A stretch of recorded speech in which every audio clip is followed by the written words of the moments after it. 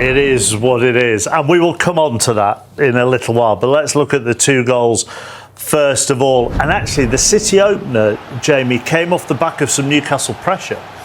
It did, and it also comes off the back of Jacob Murphy not being on the pitch. I think that has a massive implication on the goal. You can see because of you're a man down.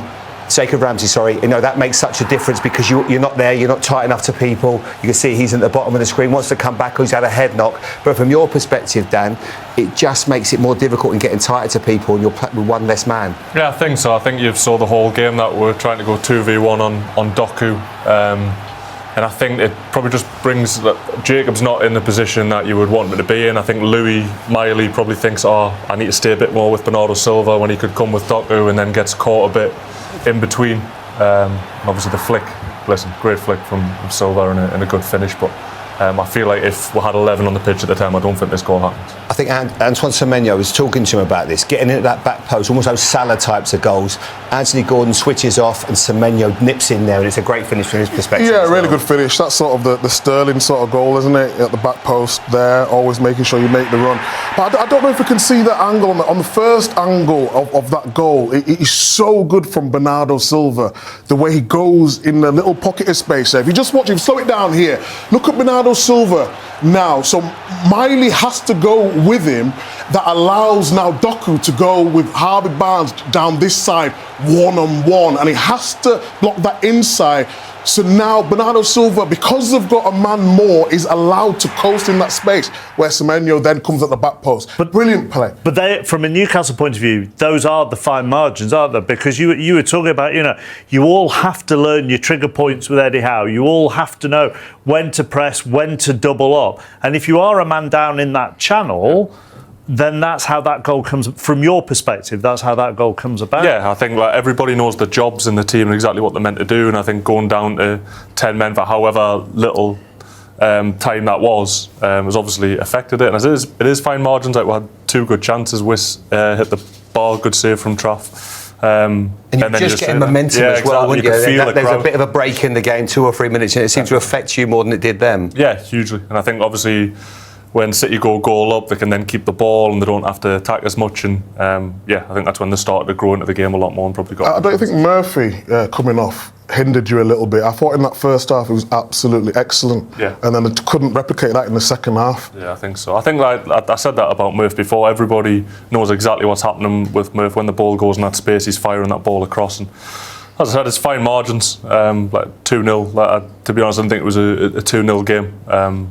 But yeah, frustrating. The second goal, deep in second half stoppage time, is a great goal. The first thing I thought, Michael, when I saw the replay was, it's all New City that creates this. Yeah, it's really good. Ait-Nouri, Cherki involved, and Semenyo with the pass.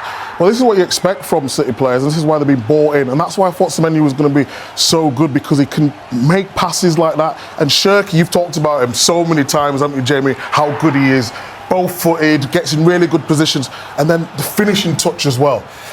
I think so, Micah, because it felt for a long while players like this were going out of the game, what we call mavericks, people that can make those final moments. I absolutely love watching him play. Left foot, right foot, he's a magician on the ball. Just watch how he gets into a lovely position. He's next to the referee, and he just sees a little bit of space opens up. Now he's got his right arm up. Can you play it to me?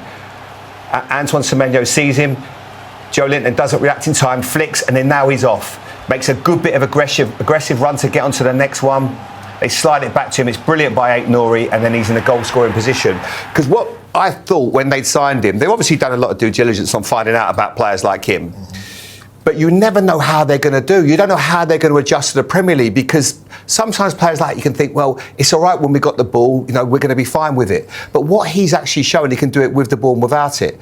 And I think when I watch football, when you pay to watch footballers, you want to see someone that can do something that can light the stadium up. I mean, I remember many years ago, that King Clancy at Man City, someone that can do something, a maverick. Now, Georgie was probably great with the ball, not so good without it, but he actually does a great job without the ball. And you can see, because I reckon there were reservations. They would have thought, is he the sort of player that we want in here? Maybe they'd heard a couple of things without the ball. Is he going to work the team ethic we have here? But I think he's been an unbelievable signing. The signing of the season for me so far. Like, absolutely brilliant. I love to see mavericks like that play football. You love him, don't you? What is Pep saying to him? I don't know. I don't know. I can't lip read, can I? What? I don't know. You can't. No, that's a fair point. He cost 34 million. Absolute steal. Absolute bargain. I can't believe it. And I actually spoke to Thierry Henry because he had him for the Olympics under 23 squad. And there was one thing, like you said, Jamie, that wasn't quite sure on his work rate. On the ball, he said he's one of the best. At that age, is one of the best he's ever seen. But playing for Pep, you know you're going to have to work hard, and that's now what he's added to his game. He can make the ball talk. You can see it's such his friend. Like he moves it left foot, right foot, drags it away from you.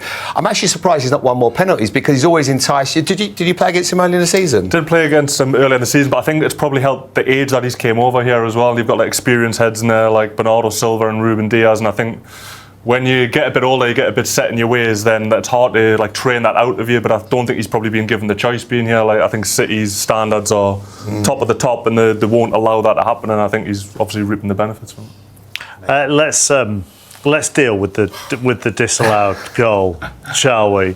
Look, we'll try and talk you through this in amongst everybody in the studio sighing, right? But it was given for offside against Erling Haaland. Now look, when you look at that, he's actually behind Nick Pope. So when you look at the lines, he is in an offside position. That is what VAR have deemed, and then it becomes subjective. So does the referee think that Haaland in an offside position is impacting Thiago's ability to get the ball when it comes off Semenyo's knee? Now, it doesn't matter that they're holding each other because he's in the offside position. So then VAR will say to the referee, this is your call. Do you think Haaland, by doing that, has stopped Thiago from getting the ball or making an attempt to get the ball? And that was why Kavanagh was sent to the screen, and that was why they disallowed it. That's the process. Fill your boots. I understand the process, but VAR wasn't brought in for this reason here. This is 5 minutes and 40 seconds. This is anti-goal, which they said they wasn't going to do. They said they're not going to re-referee the game. This, for me, is re-refereeing the game. And if you look at Thiago and Haaland here, they've both got each other. Okay, on that angle, it looks like Haaland's got him a little bit more. But on the reverse angle, Thiago's got his arm round his neck. So they're both going at it. I don't think, while it might be right, I don't think we should be giving away goals for this. If they would have given the goal, there wouldn't have been one person would have looked at this and thought that shouldn't have been allowed. But by the letter of the law, they've actually, whether we like it or not, ends up being, by the letter of the law, they've actually, whether we like it or not, ends up being the right decision. Okay, if it was, okay, I understand that, and that's totally fair. But why take 5.5 minutes? 5.5 minutes of my life, Michael, I'm never going to get back. Right? And we all sit, and I feel sorry for the fans that have paid, everyone at home. Because they've got no idea. No idea. And obviously, Nobody to reiterate it, I'm sure everybody watching knows, but when you are in the ground, you don't see any of this that's going on. You're treated like an idiot, aren't you? You're not allowed in the process if you're in the ground. No, but I think what's happened is they've looked at it and gone, because once you can see that Haaland is, and they're impacting each other, and you can see that he is behind it, which makes deemed an offside position, just give it. If that's what you think. You know, do I think should we, like you're saying, anti-goal? None of us like it. I mean, you enjoyed it. Yeah, I think it was a great decision. For me, that's why VAR was But you wrong. mentioned something. I think there's a really important part in this as well, because you mentioned Rodri's impact as well on Joe Linton, who does a great job for you just in the middle of the 6-yard box. I know we can see it again. Yeah, you just see the way Joe Linton should be middle of the 6-yard box, and Rodri moves him out of the way, which then allows Semenyo to do it. So, and I think Rodri's so good at that. Like, every time I see him to cover City on set pieces, like he's always the one who blocks or always times it really well. But look at Thiago's arm round Haaland there. Yeah, just forget the arms and everything. Do you think that Thiago would have stood a chance of getting that ball? What if Haaland's not there? Yeah, he does. Yeah, I think he does. I think, to be honest, I do think it's the right decision. I just don't like this subjective offside. I think it's either it's offside or it's not. And as soon as it says offside, then it's offside. I think subjective is like. So can you sort of sum it up, it may sound a bit daft this, but it's the right decision by the letter of the law, but it's not right for football. No, we don't want to see that, but on the letter of the law, that is. It should have been disallowed. So, and also the improvisation by Semenyo is world class. I mean, he could have had 2 goals today. Obviously, the man of the match. What an impact he's made since he's come to Man City. It's been brilliant, absolutely brilliant. He started on the right, went on to the left. Looked really positive with him and Doku, and then you've got Cherki as well and Foden. Man City now starting to look like the force. I think in terms of what they're doing defensively, still a little bit. Not right, I would say. I think they're a lot better when Rodri's in there. Still conceding counter-attacks, but what they've got going Would you go buy a centre-half this January? No, because I thought Elaine was outstanding. That's how good I thought it was. For a player to come in that young and make the right decisions here at St James's Park, one of the hardest stadiums to come, and look so composed. I'm all for youth. I'd give him a chance. I think it's a great point because I have to be honest. I was nervous for both of them tonight. Kushinov and Elaine together as a pair. I thought this is a great chance for Newcastle, but I thought they adapted really well. Obviously, they were quick across the ground. I think they never really give Vissa an opportunity. Then they had to change the whole dynamic. They had to defend against Voltemada. I agree. I was nervous for them tonight, and it is. And I think the fact we spoke about this earlier on, the fact that he's gone on loan to Watford has given him that confidence. If he'd not got on a loan and did really well, there's absolutely no way Pep would have played him. The fact is, he's proved he can play at this level or at certainly Championship. And I thought as a centre back, I think even you would admit they were great today. Very good. And I think when you're that age as well, and the situation he's brought into, he's kind of got nothing to lose. As in, he's been brought in. There's been a lot of injuries, so they've had to do it. So if he plays well, then great. If not, it's sort of that confidence about him that. I thought he was brilliant tonight. Everything he did, he just did everything really simple. Defended everything he needed to do, and he's 3 games. 2 different players. Elaine cost I think 1.5 million from Southampton. That's a great bit of recruitment.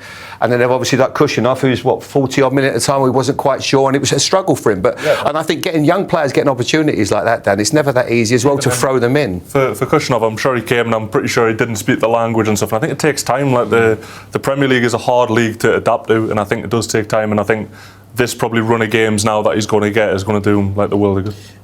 Newcastle could have taken the lead, couldn't they, before Manchester City